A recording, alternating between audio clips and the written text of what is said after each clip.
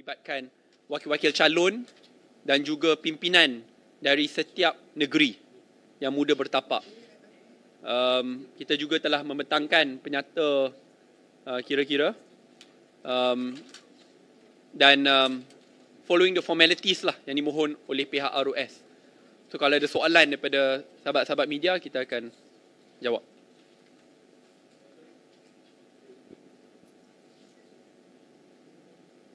Tak ada soalan. Oh, tak. You want to represent Siti Agong kepada media? Siti Agong. Terima kasih Saudara Presiden. Jadi hari ini kita telah pun membincangkan dua tajuk besar. Yang pertama adalah masa depan parti, khususnya dalam mendepani pilihan raya negeri dalam tempoh 2 minggu lagi. Dan kita juga membincangkan tentang masa depan negara, tentang soal agenda reformasi yang kita pertahankan, juga tentang soal perkara-perkara dasar berkait dengan isu kesihatan, alam sekitar dan yang lain-lain. Ya. Dan masing-masing telah pun memberikan komitmen mereka yang masing-masing. Dan kita juga ada calon-calon muda yang bertanding dalam pilihan raya ini memberikan aspirasi mereka untuk tempat-tempat yang mereka tandingi. Sebagai contoh, di Kuala Kubur Baru, antara isu yang ingin diketengahkan adalah daripada sudut infrastrukturnya. Begitu juga dengan perkara-perkara lain, kita juga membangkitkan komitmen muda untuk memastikan akan berlakunya pilihan raya pihak berkuasa tempatan PBT dijalankan segera kerana banyak isu-isu infrastruktur ini adalah isu-isu yang berkait dengan ahli majlis dan ahli pihak berkuasa tempatan. Ya, dan jadi ini antara perkara-perkara yang kita bincangkan bersama dan kita tutup dengan semangat kesatuan seluruh anggota parti untuk menggerakkan seluruh kekuatan kita bagi membantu semua calon yang akan bertanding dalam pilihan raya negeri kali ini. Itu saja.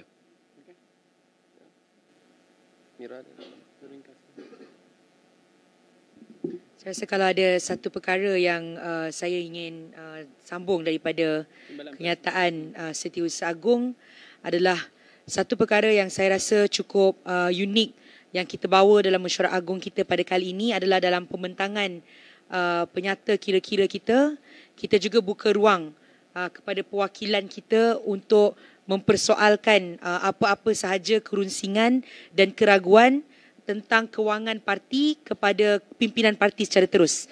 Kerana dalam Parti Muda kita percaya bahawa ketelusan kewangan dalam pengurusan parti itu sangat penting. Kita mahukan ketelusan kewangan dalam pentadbiran negara. Pada masa yang sama kita kena mulakan dengan pentadbiran parti kita sendiri. Jadi sebab itu adalah satu perkara unik yang kita bawa dan insya-Allah kita akan bawa perkara itu di dalam AGM yang seterusnya yang akan datang juga. Kerana dalam Parti Muda tidak ada yang lain yang lebih penting daripada ketelusan.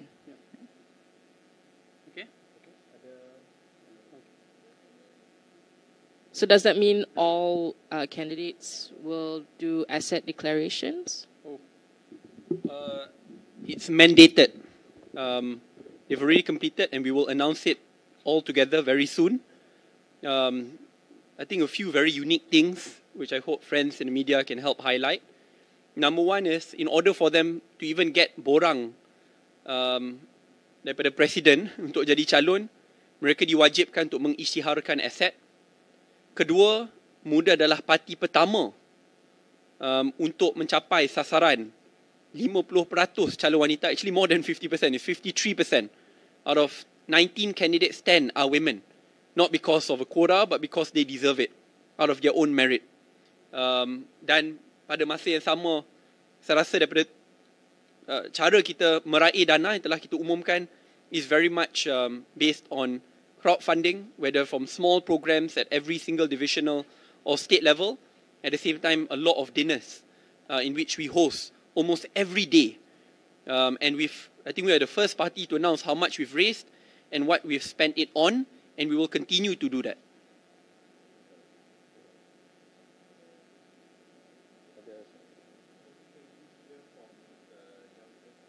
Oh, Melanie. Ah. All right. Okay, thank you. Actually, I have 3 manifesto which will be presented. But the first manifesto that I really want to fight for is environmental protection, because in Bukit Antarabangsa there's a lot of landslides that happen and also flash floods. So I think environmental protection is the right way to go. I speak to a lot of penduduks there, and one thing that they worry about is when the rain comes, landslides would happen. So this is one thing that I really, really want to press on. And the second thing that I want to fight for is good governance. I think transparency and accountability is very, very important, especially in the state level. So this will encourage more transparency in the state as well. And the last thing that I really want to fight for is youth empowerment.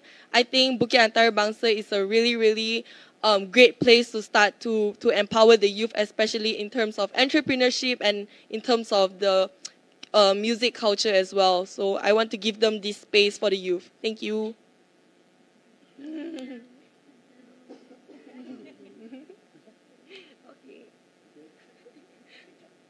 Sorry. Yeah.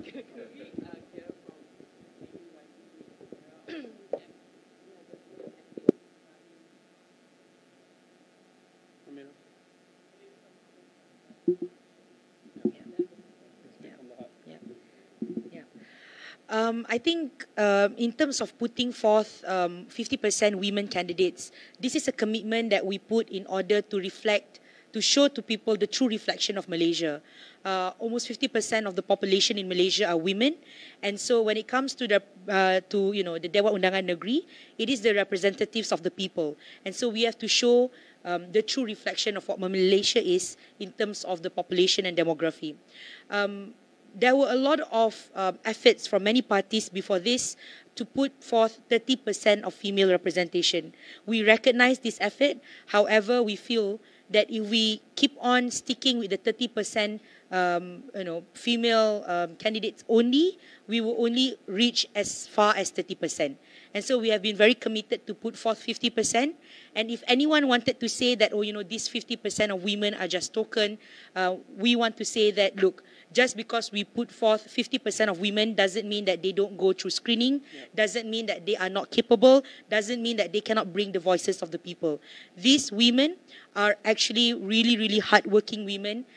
They are very passionate about what the causes that they are fighting for. And most importantly, we believe that they really can carry the voices of not just the women and children in Malaysia, but also all Malaysians. And I think one of the things that I really want to say here is that in any political party, people will realize that it's very, very tough to convince women to run in an election. This is the truth, because politics have been not so conducive for women.